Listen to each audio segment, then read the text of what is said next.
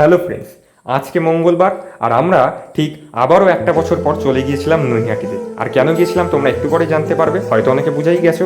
আর এই যে সব বন্ধুরা মিলে চলে গিয়েছিলাম, আর আজকে কিন্তু বৃষ্টি পড়ছিল বিশাল। আর এই ছাতা মাথায় দিয়ে আমরা বৃষ্টির মধ্যে উপেক্ষা করেই চলে গিয়েছিলাম মা বড়মার মন্দিরের উদ্দেশ্যে পূজা দেওয়ার জন্য। আর বলতে বলতে আমরা বড়মার মন্দিরে চলে এলাম। আর তোমরা হয়তো সকলেই জানো, ধর্ম হোক যার যার, বড়মা সবার। আর আস্তে আস্তে আমরা আরও ভেতরের দিকে এগোতে থেকে আমরা কিনে নিলাম একটা প্রসাদের বাটা। আর ধীরে ধীরে আরেকটু লাইনে দাঁড়িয়ে পড়লাম, আর আস্তে আস্তে আরেকটু ভেতরে ঢুকে গেলাম। আর কিছুক্ষণের অপেক্ষা, তারপরেই মা বড়মাকে দেখার। আর বলতে বলতে এই যে মায়ের সামনে আমরা চলে গেলাম, আবারও ঠিক একটা বছর পর চলে এসেছিলাম। আর আরও ভেতরে এসে আমরা পুজো দিয়ে নিলাম। আর তোমাদের একটা কথা বলি, এখন কিন্তু প্রসাদের হলঘর খুলেছে সোম বুধ শুক্র দুপুর 1টা থেকে।